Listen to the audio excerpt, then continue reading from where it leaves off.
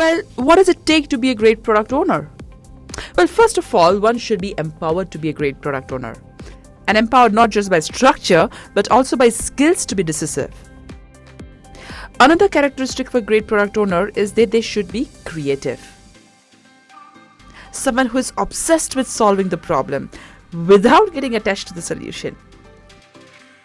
Someone who is a strategic thinker with skills to identify untapped markets and unsolved market problems to grow business.